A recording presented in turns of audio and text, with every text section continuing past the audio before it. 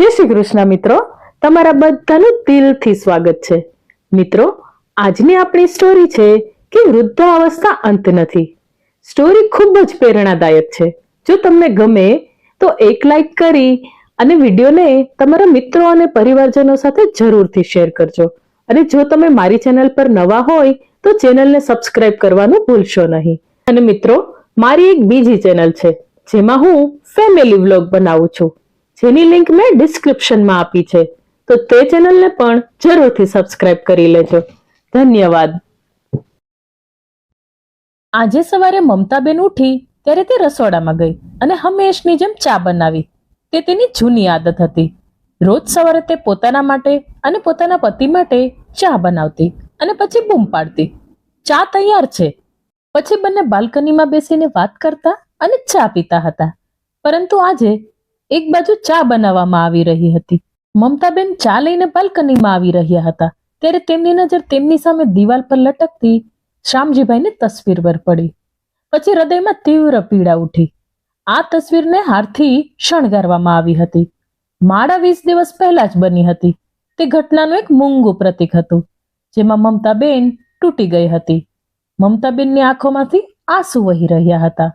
કોઈ સમજી શકતું ન હતું કે તે આંસુઓમાં કેટલી પીડા છુપાયેલી હતી. ફોટો જોઈને તેણે કહ્યું, તમે કેટલી મારી સંભાળ લીધી, મારી બધી જરૂરિયાતો માટે, તો પછી શા માટે અચાનક મને એકલી મૂકીને ચાલ્યા ગયા? મમતાબેન એક 63 વર્ષની મહિલા હતી અને સરકારી શાળામાંથી નિવૃત્ત થઈ હતી.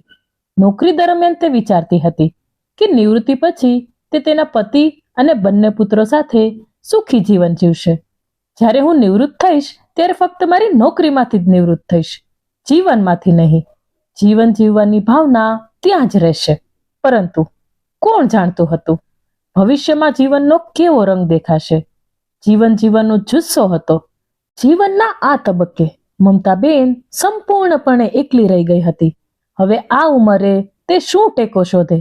જે પુત્રો પાસેથી તેઓ એક સમયે ટેકાની આશા રાખતા હતા, તેઓ ઘણા સમય પહેલા તેમના માતા પિતાને ભૂલી ગયા હતા અને તેમની નવી દુનિયામાં સ્થાયી થવા માટે દૂર ગયા હતા. મમતાબેનના જીવનમાં એક વિચિત્ર ખાલીપણું હતું, એક પીડા જે ફક્ત તે જ અનુભવી શકે છે. ખુરશી પર બેસીને મમતાબેન ઊંઘી ગયા. જૂની યાદો તેમની આસપાસ ઘેરાયેલી હતી.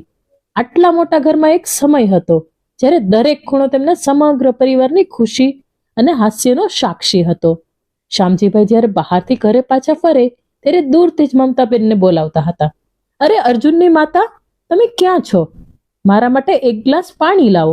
અને મમતાબેન રસોડામાંથી પાણીનો ગ્લાસ લાવતા અને હસતા અને કહેતા, આ લો કરણના પિતા. આ સાંભળીને બંને હસી પડતા. મમતાબેન પોતાના નાના દીકરા અર્જુનને લાડ લડાવતા, તેથી તેમને અર્જુનની માતા કહેવામાં આવતી. અને શ્યામજીભાઈ તેમના મોટા દીકરા કરણ સાથે વધુ લગાવ હતો, તેથી મમતાબેન તેને કરણના પિતા કહીને બોલાવતા હતા. તેઓ ફક્ત એકબીજાને આ રીતે સંબોધવામાં આનંદ માણતા હતા અને ધીમે ધીમે આ તેની આદત બની ગઈ. તેમના 2 પુત્રો કરણ અને અર્જુનને માત્ર 3 વર્ષનું અંતર હતું. તેમણે તેમના પુત્રોને શ્રેષ્ઠ શિક્ષણ, સારો ઉછેર આપ્યો અને ફક્ત એક જ ફરજ બાકી હતી, તેમના માટે સારી કારકિર્દી પસંદ કરવી અને તેમના માટે સ્થાયી થવું. શ્યામજીભાઈ ઈચ્છતા હતા કે તેમનો મોટો પુત્ર પોતાનો ધંધો સંભાળે, પણ કરણને તેના ધંધામાં ખાસ રસ નહોતો.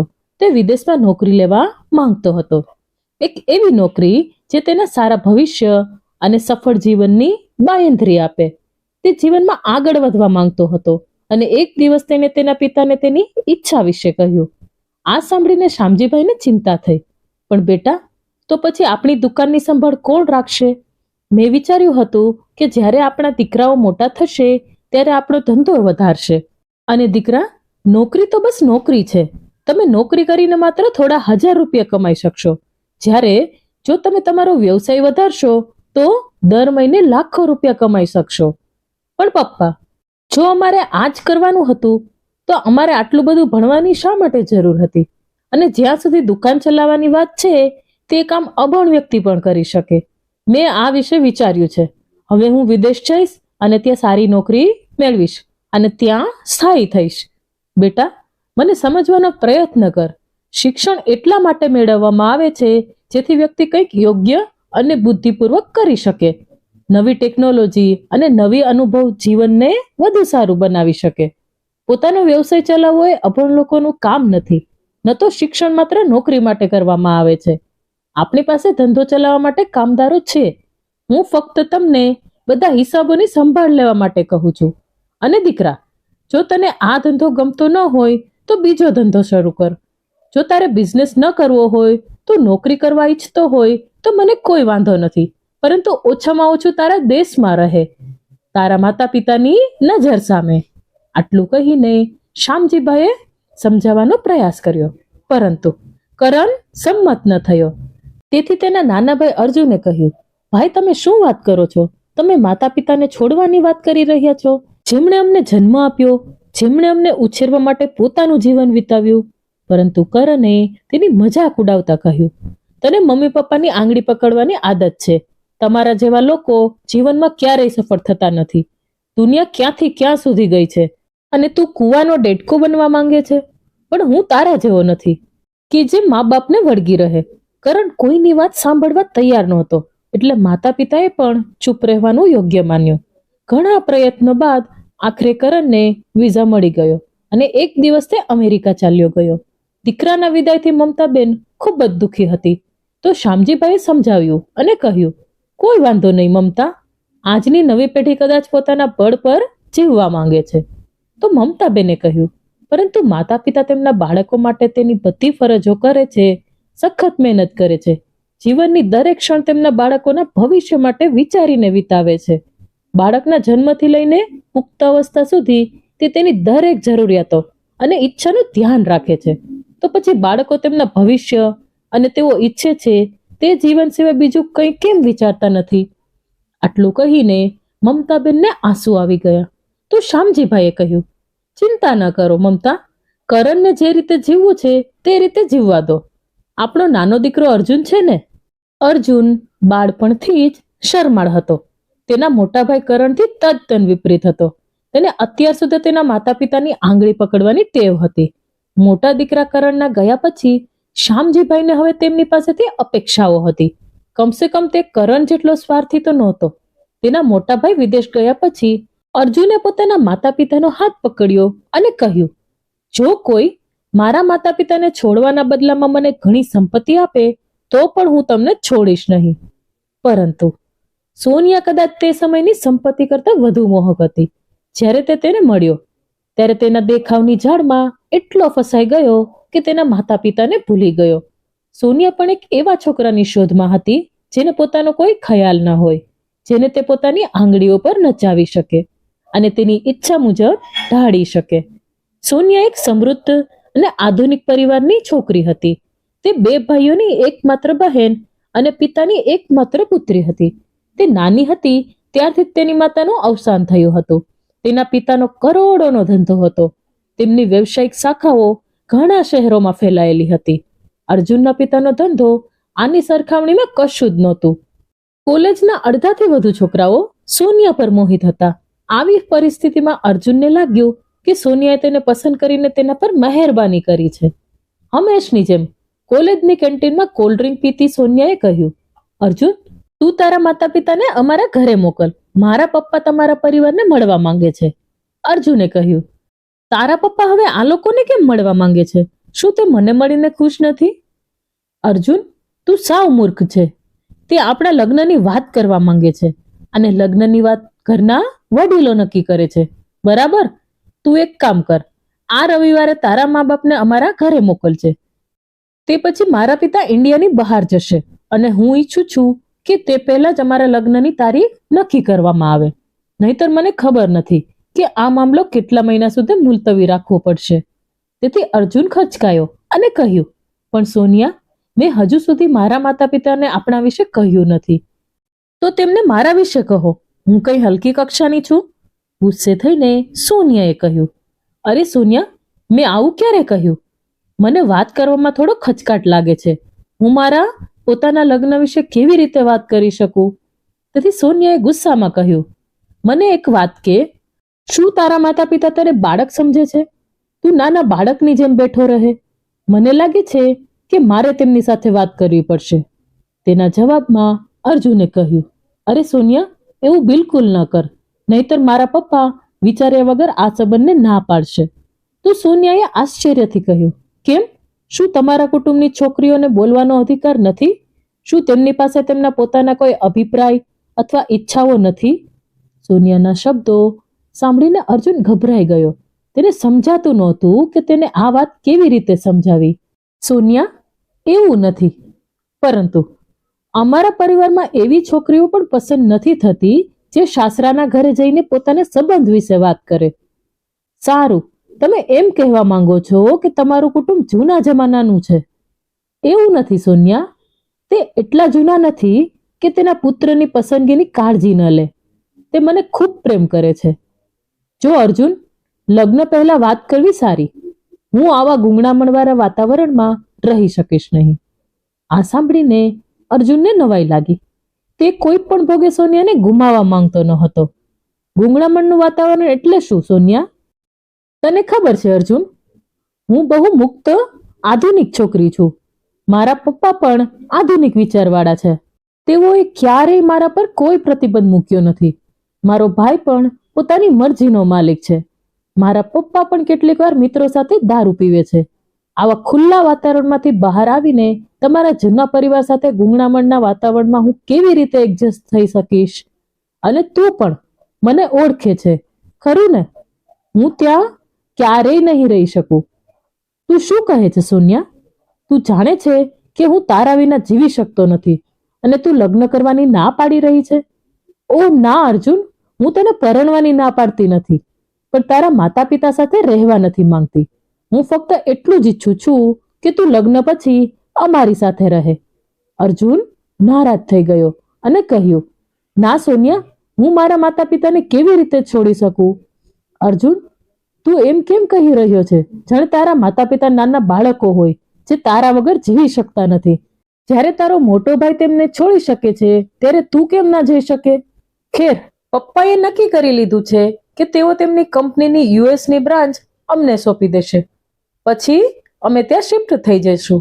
પરંતુ સોનિયા, મારા માતા પિતા પ્રત્યે પણ મારી થોડી જવાબદારી છે.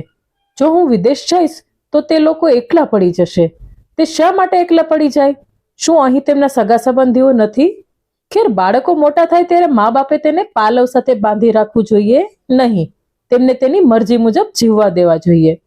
સોનિયાએ પોતાના શબ્દો સાથે અર્જુનને વિશ્વાસમાં લીધો. હવે અર્જુનને પણ એવું લાગવા લાગ્યું હતું કે સોનિયા જે બોલી રહી છે તેમાં કશું ખોટું નથી.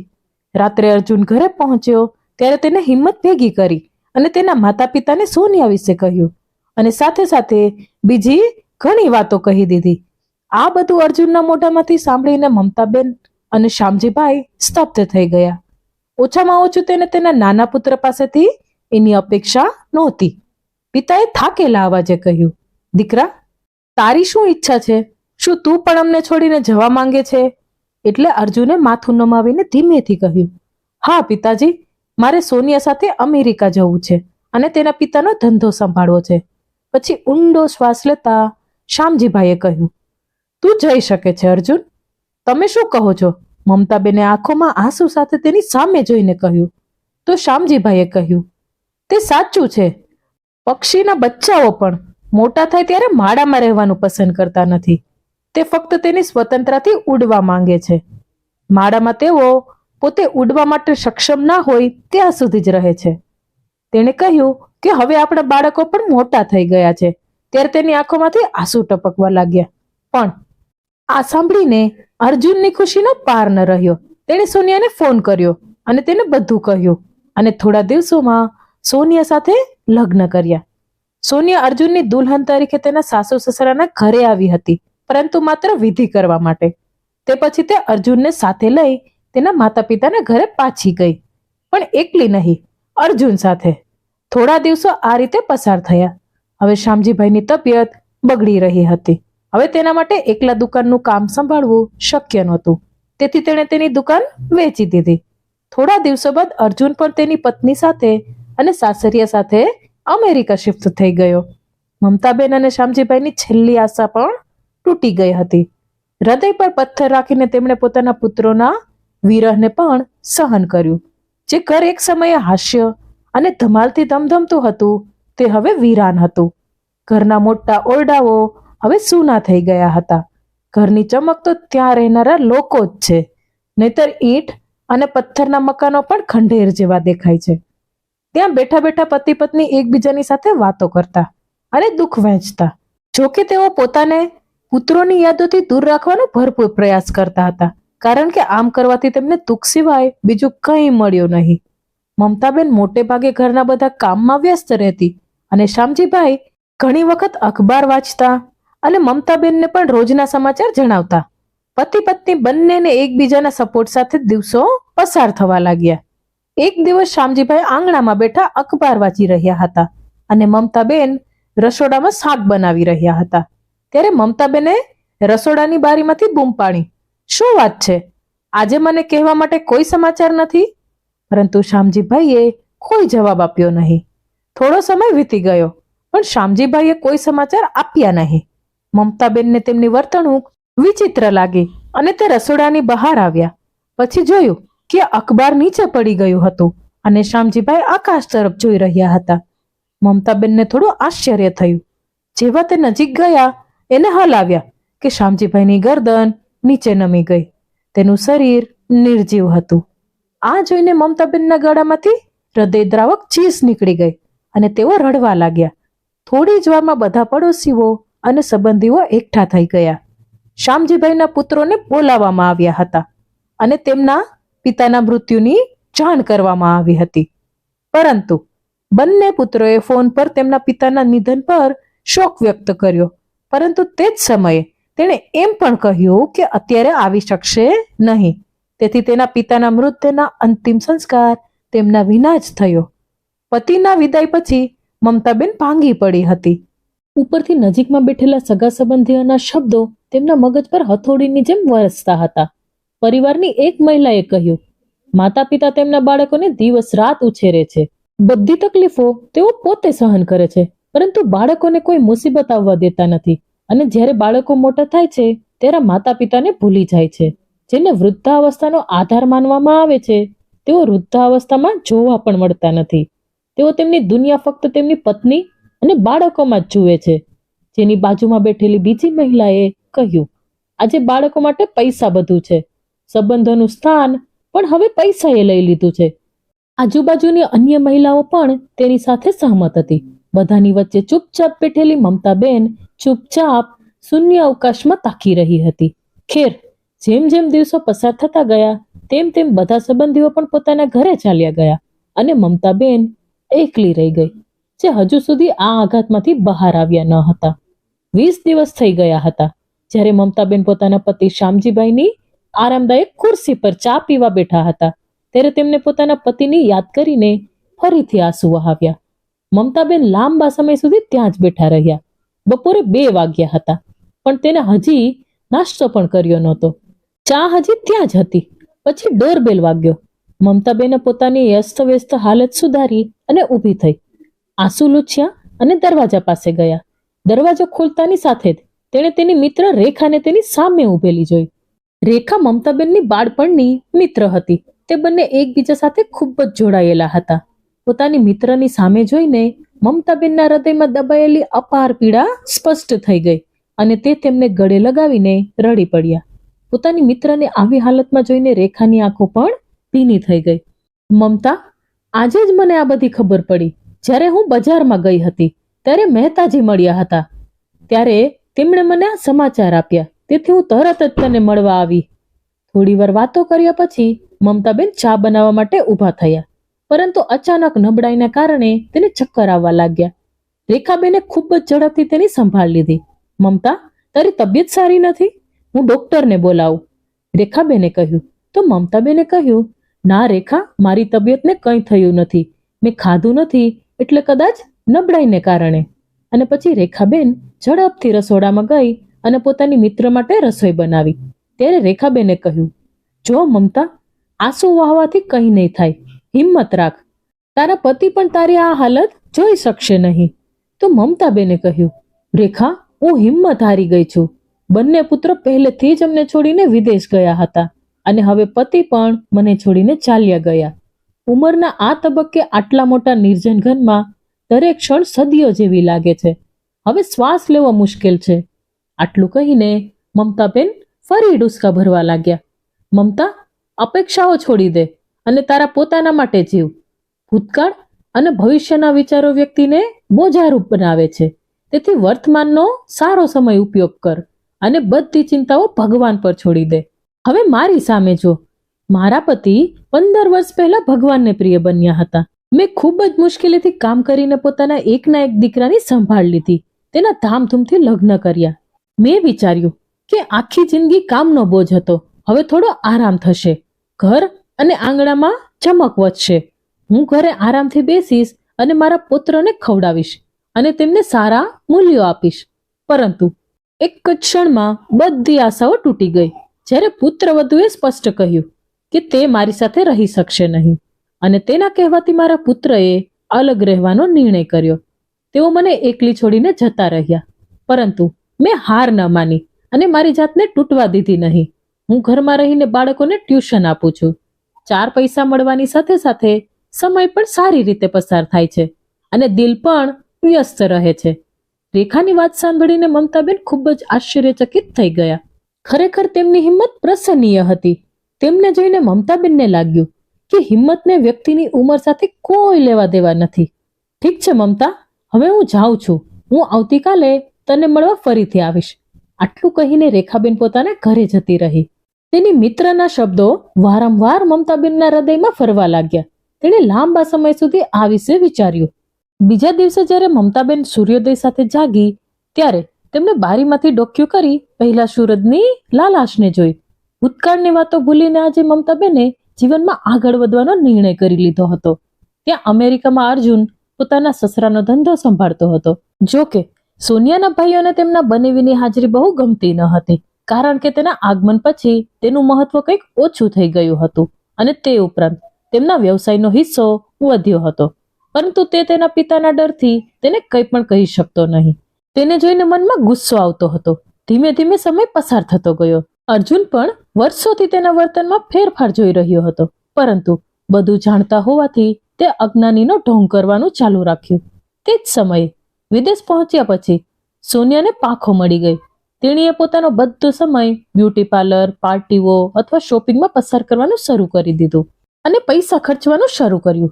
એક દિવસ સોનિયાના પિતા દારૂના નશામાં ડ્રાઇવિંગ કરી રહ્યા હતા ત્યારે અચાનક તેમની કારનો અકસ્માત સર્જાયો અને તેનું ઘટના સ્થળે જ મોત નીપજ્યું હતું. સોનિયા બંને ભાઈઓને પહેલેથી જ આંખમાં પછડાઈ રહી હતી. તેમને તેમની બહેન અને બનેવી સાથે રહેવું ગમતું ન હતું. તેથી પિતાનું મૃત્યુ થતાની સાથે જ તેણે તેની બહેનનો ભાગ અલગ કર્યો અને તેને દૂધમાંથી માખીની જેમ બહાર કાઢી અને એમ પણ કહ્યું કે હવે તે લોકો આ ઘર છોડીને પોતાનું અલગ ઘર બનાવવું પડશે અને ત્યાં રહેવું પડશે. સોનિયા તેની સામે કશું જ બોલી શકી નહીં અને સીધો સાદો અર્જુન પણ કશું બોલ્યો નહીં.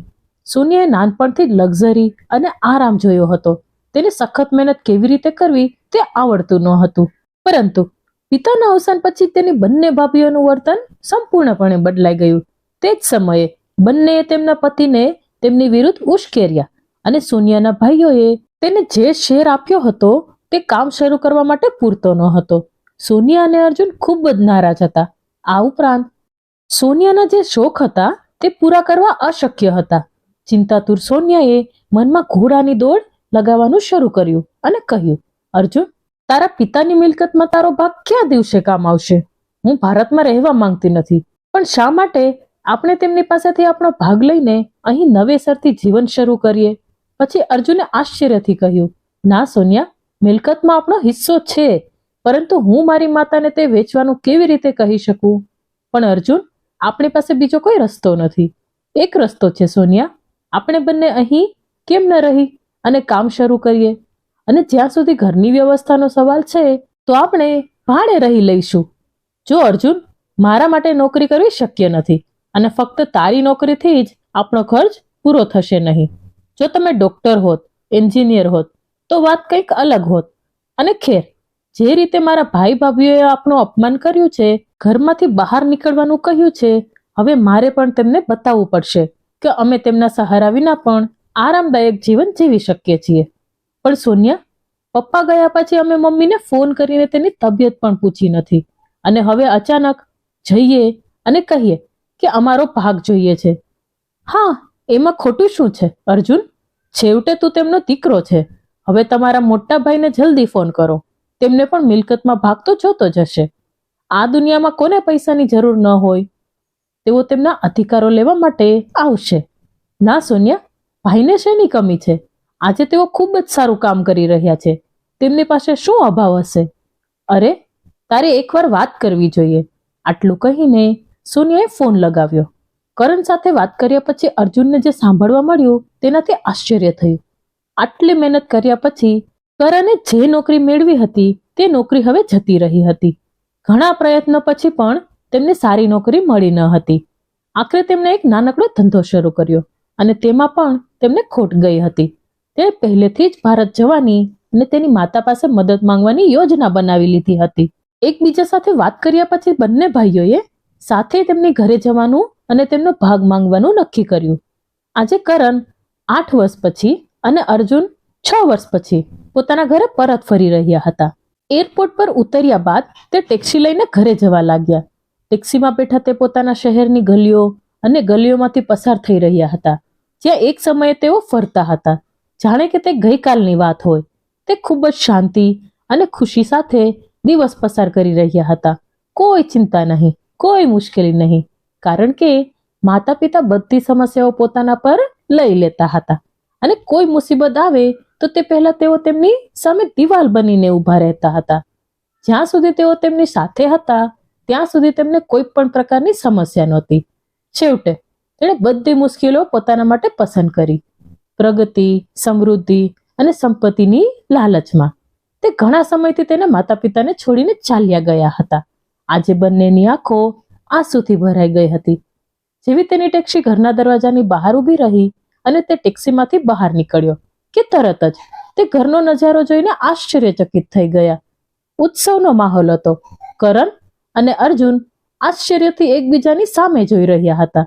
પછી તેમની નજર તેમની સામે મોટા અક્ષરોમાં લખેલા બોર્ડ પર ગઈ, શ્રી શ્યામજીભાઈ મેમોરિયલ સ્કૂલ.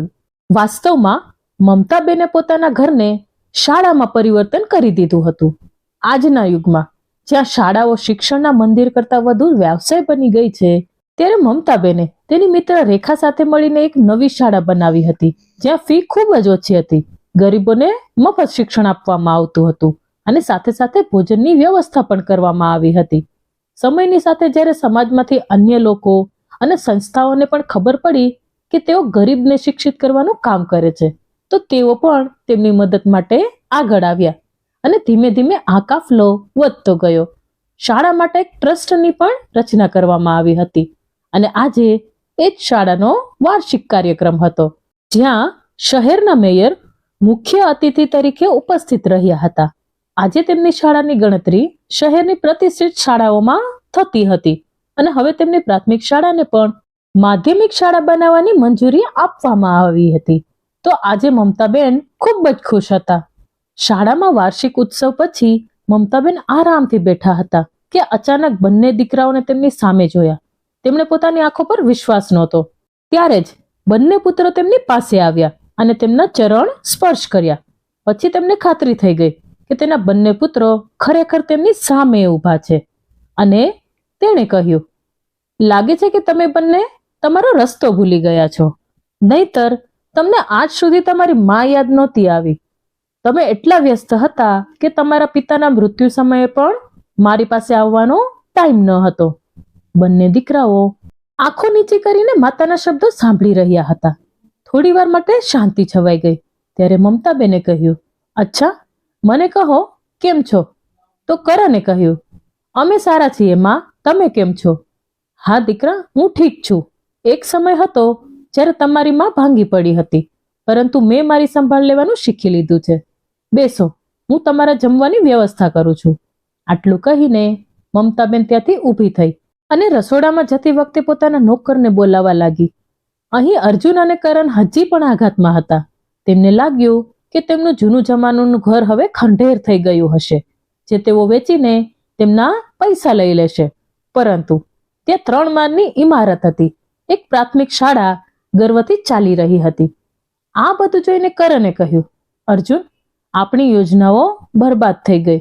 મેં ક્યારેય વિચાર્યું ન હતું કે માતા આવું કંઈક કરી શકે છે.